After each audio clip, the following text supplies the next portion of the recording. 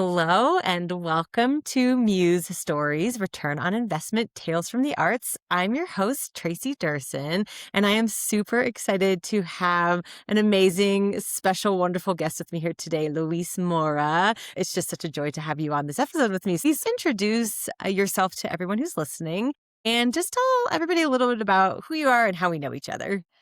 My name is Luis. I'm from northern Mexico, but I grew up in the south side of Chicago, in Pilsen. We know each other because we met on my accepted day students when I went to the theater school at the fall.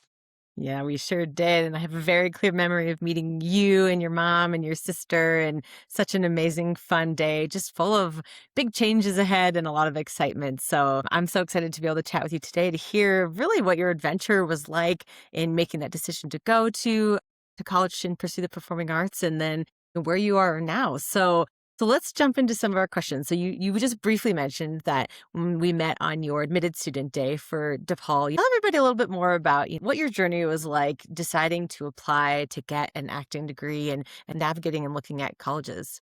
Yeah, so I've been thinking about this a lot because this happened exactly 10 years ago in March. I remember 10 years ago, like February, I was walking down the street. There's a street in Chicago called Halsted. And I was walking north on Halsted and I saw this building. I saw these like red letters. I was like, well, I can't say these red letters. And I was reading the sign and the sign said, Steppenwolf. I'm like, oh, well, I wonder what this is. Like, I didn't, I was like, oh, and I took out my phone. I'm like, oh, it's a theater. And I like walked by. I'm like, oh, that's cool. Theater. Like, yeah, maybe I'll come watch a show or something. I've always been very just impulsive. Like, oh, that's cool. I'm gonna learn how to skateboard, or that's cool. I'm gonna buy a guitar and learn how to play guitar. So like, I'll be just watching something and I'll be like, oh, I want to play the trumpet now. Like, so that's just how my brain works. And I remember I was like, okay, I looked up tickets for this show, and it was called The Flick. And I was like, man, it's like $60. I'm like, damn, this is expensive. I was like, what if I hate it? Well, if I hate it, it's fine. At least I'm like, all right. So I went and I'd never gone to the I took myself. I remember the set design, first of all. They're in a movie theater and like the movie theater, like they're facing you and us as the audience, we were the fourth wall. So we're like the screen in the movies. And I was like, "Well, that looks really cool." And then they were in like their costumes. I was like, "Oh my god!" He's like sweeping out the popcorn. They're like changing like the projector and all these things. And then I don't even remember like what scene or what it was, but I just remember like there's just like an energy, like and just like this feel in the air, and it was just like life changing. I just remember leaving and then just looking at the sign. I was like, "Wow!" Like I want to learn how to do that. Oh my gosh. And I ended up taking my yeah, I ended up taking my family. I learned about this thing that they have, and I bought like 5 or 6 tickets. I took my mom. I was like, "Where are we going? What are we doing? Why are we doing this?" Now they love going to the theater, but at first, like I would drag my parents and my family, like, "Oh, let's go see this. It's about this." And, I mean, we stood out like sore thumbs, but we when we went, I just remember like, okay, yeah. So that was 2016, and I remember at that point I auditioned for some schools without any training. I was like, yeah, I'm gonna. I remember I went to like the library here in Pilsen, and I was like, oh, to audition for school, you need a monologue. And I remember thinking, what's a monologue? Well, I was 22 at the point, also. Just here, I'm 32 now, but at that point, I'm 22. I don't know what a monologue is. Right. And I Googled what's a monologue. Oh, monologue is this. I'm like, okay, contrasting monologues. What does that mean? So I took out this like book of monologues from the library and I picked out a pair. I remember looking at these like 2 monologues and I went to the garage and I closed the door and I locked it and I was memorizing in the garage because I didn't want my mom or my dad or anyone to hear me memorizing because I was like embarrassed, just shy. Like this is weird. And I remember like drawing like on the model like, oh, like little happy signs like happy, sad, happy, sad. Like I'm gonna be Oh, happy and sad. And I got into like 3 schools like that. amazing. But I was working at a restaurant and I was like bussing tables, and my GM had graduated from like Michigan University, like the musical theater program. And Mm. it's like a big program, right? Mhm. Mhm. And he said, I don't think you should go to those schools. I think if you're gonna go, I think you should go for like one of the like really great programs. Yeah. So I would take the next year to just take an acting class and just really like, okay, okay. So I didn't accept any. I got like two or three offers, Okay. from just like, these schools. And I said, okay, so I didn't. I'm like, all right, all right, all right. And so then I started taking um classes at the acting studio Chicago. I did acting level one, and I had done improv at the Second City just for fun, Mhm. just like oh, this is like a fun thing to do, but just like little, it wasn't anything going anywhere. It's just like a thing to do to hang out. But then I started doing IO with the mindset like, hey, maybe this will help me for my drama school auditions. So I'm like bussing tables for a whole year, and I'm like making like $500 a week. And acting classes are expensive. Improv is expensive. You know what I mean? So, but and then I got acting classes at like level one, level two, level three for a year. IO as well, level one, level two, level three, and then I paid for like private acting coach, and then before I knew it, it was here. And then I'm like buying flights to go out to LA for my Carnegie Mellon audition. I'm buying a flight to New York for my NYU audition. I'm paying $100 for my Juilliard audition. I'm paying whatever it was for my theater school audition. So it was just that. I just auditioned for like Juilliard, Rutgers, the theater school at DePaul, Carnegie Mellon, US, USC. It's just like just the big schools. And my parents were praying because I was just like so determined. And I said, okay, if I go to drama school, I'm going to one of these schools. And if I don't get into any of these, I'm moving to New York and I'm going to study at the William Esper Studio in New York Mm. City. And I had read his book. Like, you need to read his book in order to apply to that studio. And I told my parents, hey, this is what I'm doing. I'm said I'm doing this. And they're just like, oh my God, like, like none of these schools are in Chicago except DePaul. And so these auditions, nothing audition, nothing. And I did my DePaul audition before my NYU one. And I already had my flight. I had like everything already. Okay. So just like mind you, like the financial, just like I'm just grinding and like all of my money is going to this. Mhm. And I do my DePaul one. And I'm not gonna lie to you, there's something about my DePaul one. I did it, and then I remember just like, oh, they did the callbacks for that day, and then it was only like 8 of us, and there was like all these other like kids, just like it was like a tide of kids just leaving the room. I'm like, wow. And Mhm. then I remember just like, okay, at the callback, I had the scene with this kid, and then Jason Beck, our dean, came out, and he said, okay, yeah, you guys are gonna have this thing, and he's just like, you guys pick A or B. It's A or B. Mhm. You guys pick who you are. And I skimmed through the side very quickly, and I said, essentially, I need to be B. And I told the kid, Mhm. hey, I'm gonna be B. You'll be, A. And we'll just do it. I remember just being in there with Jason Beck and Cameron Knight, who was the head of the acting program at that point. Mhm. And then I left, and then we did like this like other group thing. The Paul audition experience was the best one out of all of them. It was just like, yeah, you did a scene, but it wasn't in and out. Like they really got to like kind of know you. They got to see like, and my improv skills from the IO helped so much because we did it like a group improvisation, Mhm. and we did it, and so it was like almost 3 stages, like 3 or 4, I think, at that point. Mhm. One day, and I left, and that night when I was going to bed, I was in the attic. I used to sleep in the attic. I had like a bed in the attic in like our house, and I knew I'd gotten in. Oh my I gosh. don't know. I don't know how or why, but I remember just like it's Uh-huh. very blue. It's very just dark. It was like nighttime, and I Mhm. had like my cobija, like my blanket, and I Mhm. was like, I got in, and I don't know how I Oh knew my that. gosh. I just, I, Oh my gosh. I just knew it. I Yeah. just really strongly felt it. No one had told me anything. Nothing. Everyone just Mhm. thanks you for your time, and you go on. And then when I realized I'd gotten in, I'm at my job at this restaurant. It's like this Japanese restaurant. I went to use the washroom, and like I'm just checking my phone, and I get this email from the pawn. I was like, oh, okay. and I open it, and there's like this like explosion of confetti comes out Yeah. from the email, and then it was just said, "Oh, congratulations. This program is very competitive and all this stuff." And yeah, I couldn't even now. It has such a emotional response for me because it drastically changed my life. And I went to like my GM's office and I said, "Hey, can I make a phone call?" He's like, "Yeah, is everything okay?" And he said, "Yeah, I just got into my dream school. TTS was number one for me Gosh.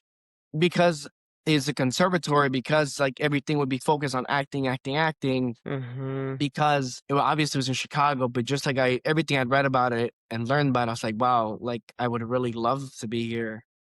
And I remember I just called, I called my brother and I called my dad, and I was just like crying Oh my in like this gosh. back stairwell of this Japanese restaurant. Mhm. And yeah, eventually I saved up money to have during school, and that fall I went to DePaul. Oh my gosh, that's such a beautiful story, and I just love that, like, somewhere in your heart after your audition, you knew that that was the place you were meant to be, right? And you were going all over the country and doing all these applications as is, what you should do and is very common, but the origin of you just, like, sort of stumbling upon theater as a young adult, bringing your family into this newfound love and interest for you, right? Despite if they liked it or not, they're just like, "We're doing this, come along with me on Yeah, this journey."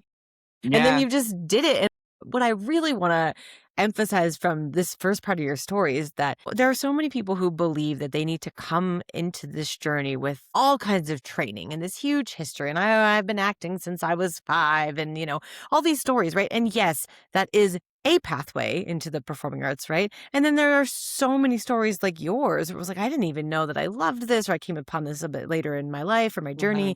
And you just put your heart into it and you went for it because you loved it and you felt mhm, joy in doing this training. And I think there's just so much to be said for the bringing your heart into what you want to do and how that drives you into the next steps. And I didn't know that whole story, but that's so amazing. I love it. It's so so fun. Yeah. And so just quickly, because I'm curious, I don't think I know, but when you graduated from high school, you said you didn't really start this journey to applying to performing arts programs until you were about 22, 23. What were mhm. you doing in between? Were you working in restaurants? Or were you doing any other type Yeah, of college? What were you doing? right out of high school, I was working as a dishwasher. Mm-hmm. Yeah, and it was it was kinda tough. I mean, even as a senior in high school, I remember sitting in my college, application class. We had, like, a college application, Sure. Yep. and I had friends who were like, they're going to Iowa, they're going to U of I. I had, like, other friends from grade school were like, "Oh, they're going to MIT," or, just kids that I knew, like, "Full ride this, full ride." I'm like, "What the" Mm-hmm. And I had never really felt engaged in any of the materials that I encountered in grade school or high school.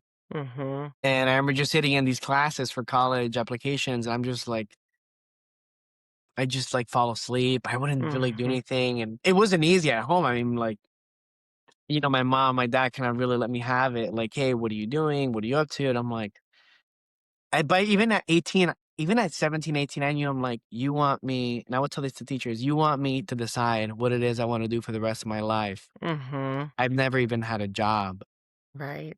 I've never had time to even know what my interests are. Like I Mm-hmm. don't like any of this. And I remember like college costs 20, 30 grand a year. Who's gonna pay for that?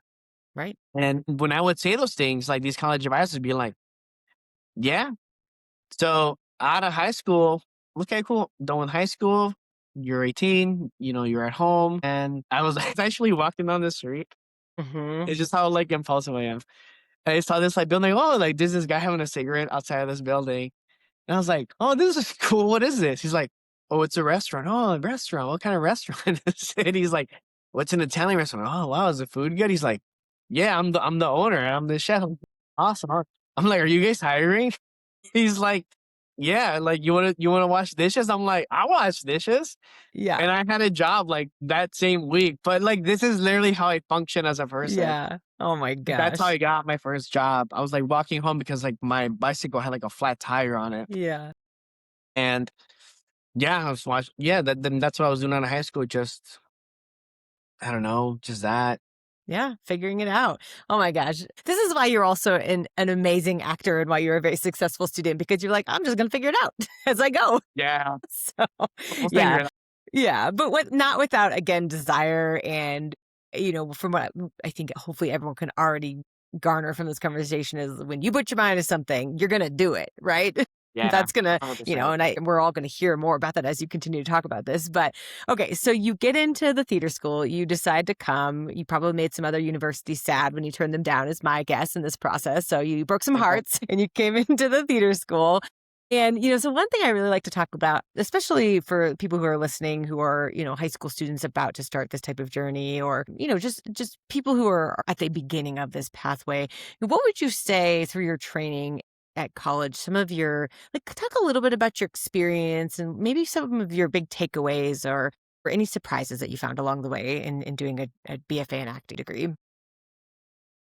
I mean, I really appreciate how at the theater school you were told, like, we expect you to act as a professional early. You're off book. You're like, these are just things that are required of you. Mhm. So that experience of just like this, like rigorous, just like, okay, hey, we know you're doing a scene for Shakespeare. We know you're doing uh a movement piece for your movement class. We know you're doing a monologue for your voice class. We know you're doing crew from 6 p.m. to 10. Mhm. We know you have to be here tomorrow at 8 in the morning for your history, dramatic literature class. Mhm. You need to get it done. Yeah. And I think that's the biggest thing. Like, because right now I come home and I get home at midnight.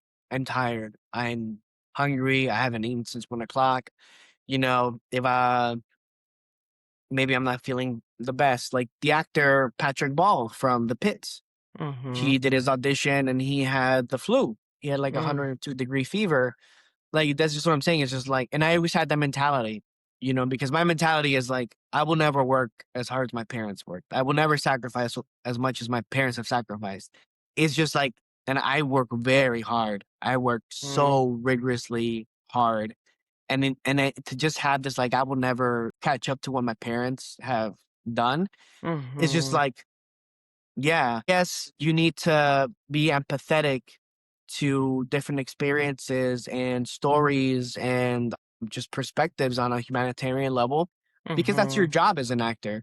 Mhm. But then, besides that, internal work out here, it needs to get done. Like Right. your agent sends you an email, you need to reply right away. Mhm. You have a 9 a.m. deadline and you had less than 48 hours for this. Like, I'm sorry, you got 8 pages to work on, Mm. and that's where, okay, I was going to go hang out with my friends. Sorry, guys, I can't do it.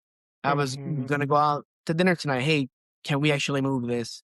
It's just that becomes a part of your responsibility and a part of your discipline where it's just like, it is a career Mhm.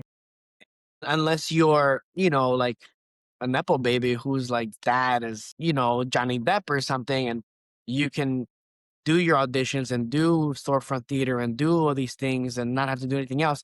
You were gonna have a survival job or jobs Mhm. right out of DePaul. I had 2 jobs right away, Mhm. you know. So that's just what it is. I think that experience of like that rigor of like I appreciated it. I appreciated it like okay, where is it? Why aren't you on time? Where's so and so? Why are they late? Like I Mhm. appreciate that kind of discipline, and it's something that transferred over seamlessly. Yeah. Whereas I remember I was on this commercial shoot 2 months ago, and I'm doing this commercial shoot, but I got this audition for a feature film, and I had like 12 pages to work on, Mm. and I have to do those pages not that night, but the night after. I'm just like doing these things because on this commercial shoot, there's a lot of wait time. So I'm like, instead of my downtime, instead of being on my phone or anything, I'm like, I'm doing like scansion, these things I learned from Shakespeare. I'm like Mhm. doing all these things, and this actor comes from the commercial. Is like, oh, he does more like modeling. He's a really cool guy. What's this? Oh, it's for this thing. Oh my god! Like, oh my god, how much is that? Like, it's like he's like 12 pages, and he just seemed blown away by like Mhm. of work. He's like, oh my god, if I have to say 5 lines, I'm nervous. I was like, "Oh, why?" He said, "Oh, I mean, I'm more of a model, I'm doing like this thing, but yeah, like that's so cool." Like, and he asked me, "Oh, what would you recommend for me?" I was like, "Oh, just take an acting class, take some acting classes." But it was so interesting. I came home and I was like, what seemed daunting to this other artist, Mhm. model, to me, it's just like it's just another day. Right. I think to any of the actors that come out of the theater school, I always think I think that's why there's such a success rate because there is nothing that we're not used to, like, Mhm. intensity-wise and expectation-wise. Yeah, you have to put in the time. Well, that's what I think that I really want to elevate from what you just said is that you have such a strong foundation built in your undergraduate program, particularly in the program that you were in. And what that gives you is this amazing work ethic when you're done, right? And I think sometimes a misconception for people who want to work in the performing arts and in the creative arts is that they do some training, they do a little work here, a little work there, and they're just gonna like things are gonna fall in their lap. And to your exact point, like there may be a handful of individuals who have really good connections who can just expect to get the next job without putting much effort in. But for those majority of actors out there, from what I'm continuing on in these conversations, is you are putting in constant work and training, and you're like you said, popping over from whatever day job you may have into Yeah. a long night of preparing for recording an audition. And then, you're literally in a shoot and then you're preparing for the next audition because, as people may or may not remember or know, like you're not getting paid to audition, you're getting paid for the roles, right? And so Mhm. you got to keep going, keep going, keep going. And if you Yeah. stop, you're not getting jobs sitting on your couch. You're just not. So, yeah. Yeah, I mean, and I think that, like, that segues into sustainability, right? Um, there's this interview with Bryan Cranston where he talks about, aspiring actors, and he says, if you wanna be an actor because you're thinking, "Hey, I'm gonna go try out this acting thing for a year and see what happens." He says, "Let me save you a year of your life. Like, things are not just gonna fall in your lap like that, right? Like, this is a career. This is a lifelong career." I mean, that's how I see it. And I was talking about this before we started recording. Acting really has such an effect on the way that I live my life. Like as we're talking about, yes, like during auditions, I can't go out, but even when I'm not auditioning, you know, going home and not going out and coming home and what can I do that is healthy for me as a person, right? I see myself acting on stage till I'm 60, 70, 80. That's how I Hmm. see it, right? Like I was in New York in October and I saw the Stranger Things first shadow Yeah. and it was amazing. And it was the second time I'd seen it, but the first time was so amazing. We went to see it a second time this October, but I felt really sad.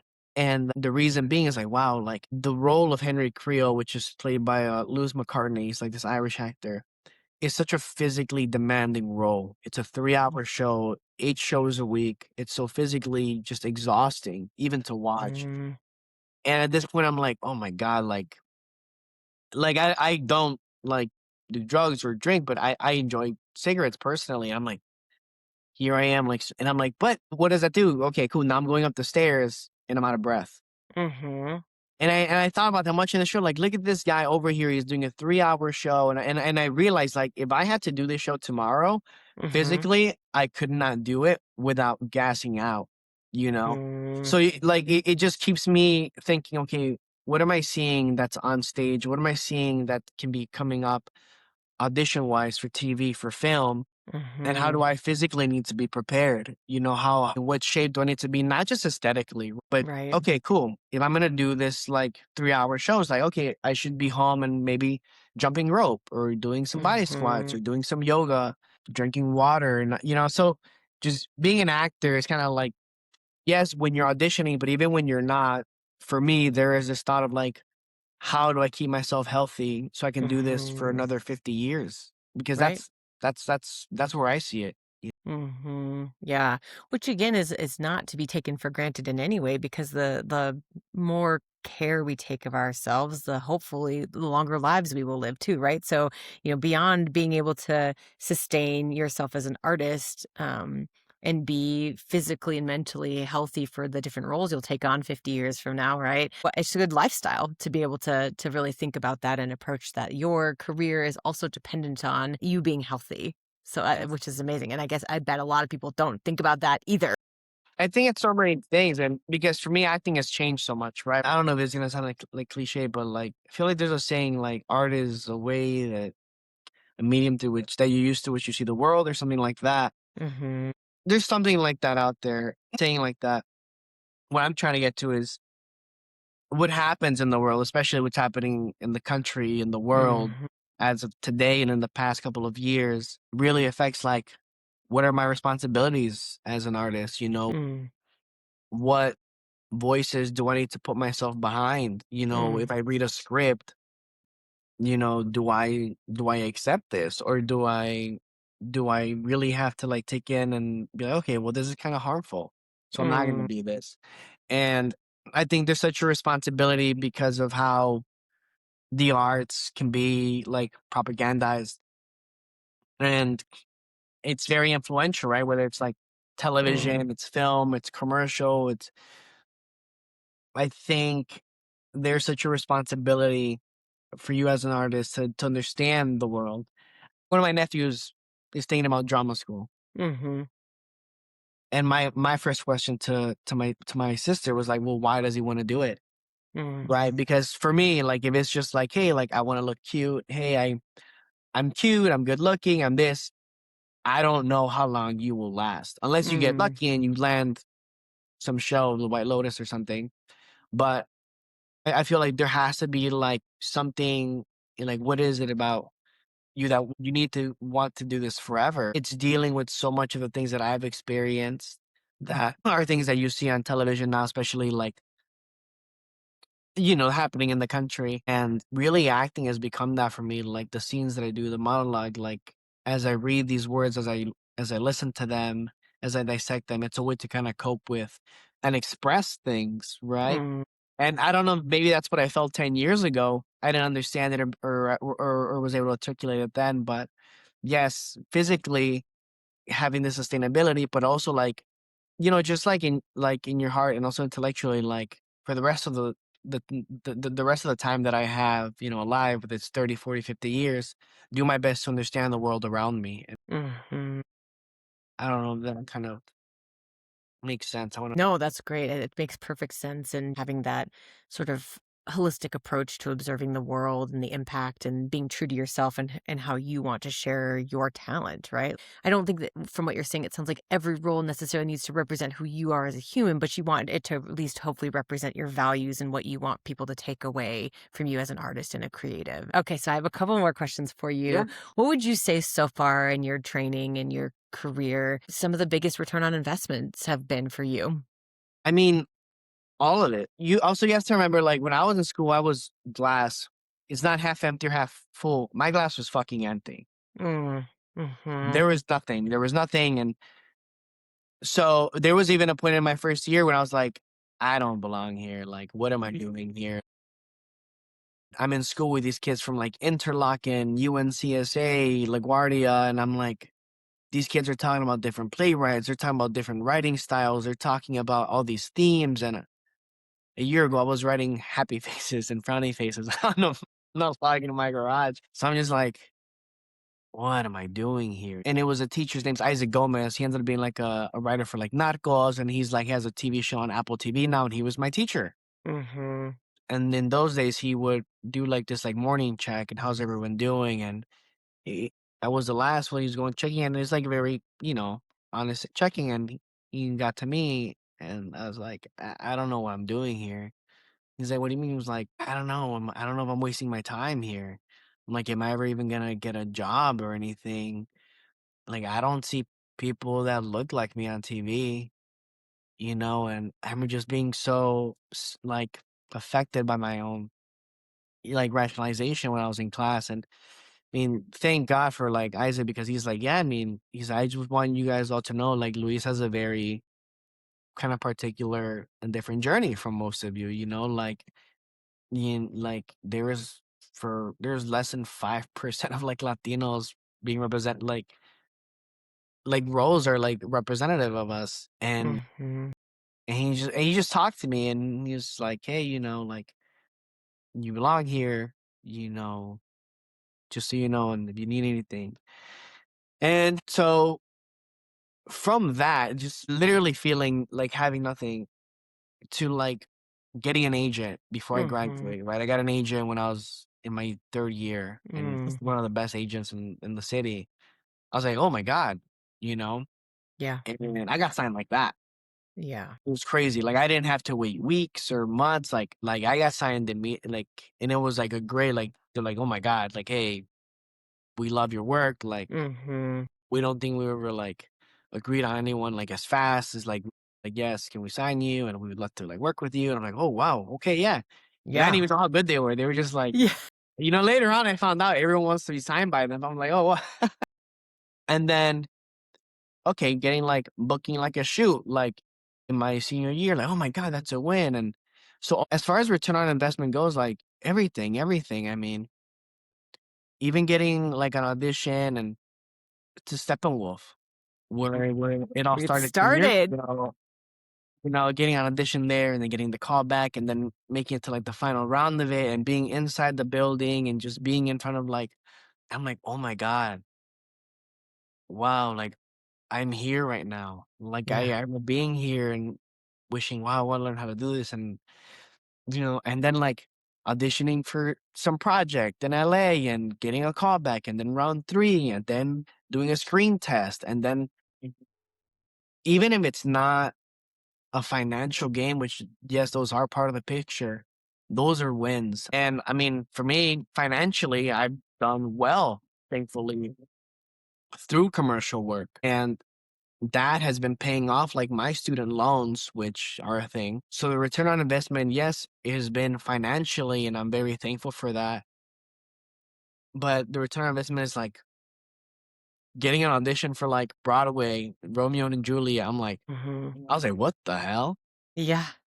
That's crazy. Getting to do something in New York, where Right. you go and you visit and you see things, that is a win in itself, because for someone to give you that, not give you, for someone to offer you an audition, Right. it's that, hey, they think that you can do it. You can book the job, you can get the job. So even when I get an audition from my agent, I'm excited. Yeah. I'm excited to open the script, to read the whole pilot, to read the whole feature film script, to dissect, and I just love it. Like, Mm. I love the work it entails. So the return on investment, it sounds like such a financial kind of phrase, and that is Sure. a part of it. But the return on investment is like enjoying the work, right? Yes. Enjoying Yes. dissecting a script for a short film as much as you would for a pilot, as much as you would for a feature film, as much as you would Mhm. for regional theater, as much as you would for a Broadway show. And I think it's just it's a beautiful thing to be like, wow, like I love doing this. Here's the thing, and that you hit the nail on the head, and I'm so glad you said it, is that so many people hear return on investment and immediately think that means financial, right? And yes, oftentimes that can mean that there is a financial connection.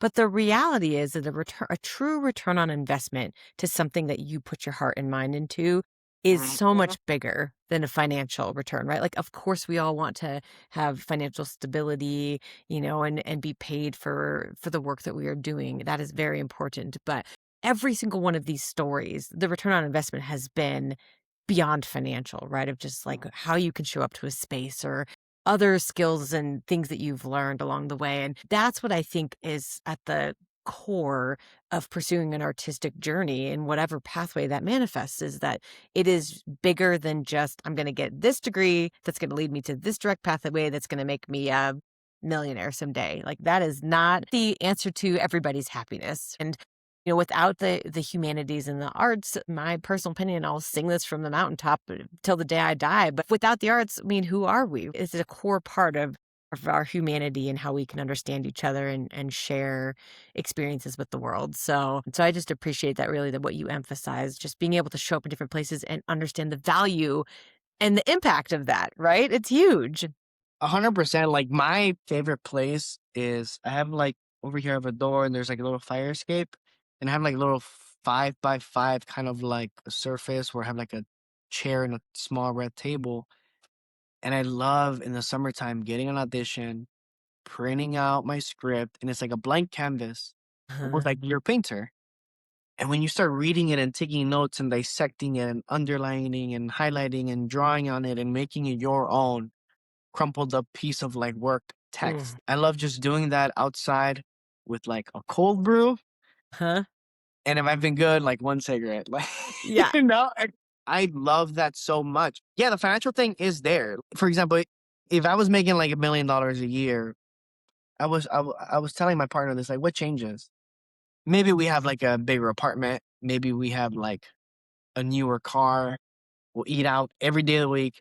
But what changes? Like, that's it. Like, okay, I have a beautiful home. I have a car that works. I have food to eat. I have all of those things as it is. And I and have a job and I'm healthy. What do you need to really be happy? It's your health and your Mhm. family. I don't know. Not Yeah. a lot.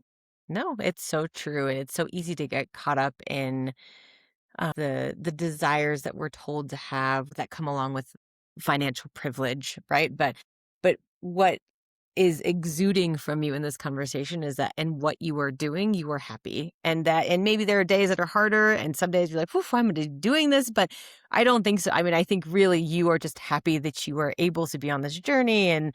and you're just enjoying it, right? And you're successful in what you're doing. I mean, I'm following along, with what's Yeah. happening with you on social media. I've seen some commercials you've been in and I know Yeah. that you're auditioning and big stuff is really coming your way, Luis. And I never doubted that from the moment I met you, right? I was like, well, this guy, he's gonna be out there and big. But I just appreciate that in all of that, your joy is so evident and you can't put a price tag on that, right? I mean, that's just everything in life. Yeah, I mean, yeah, it really is. I think that's the biggest return you can have is like to come out of school, whether it's any program, but to just have come out of school and still just like enjoy all of the work of it. What else could you ask for?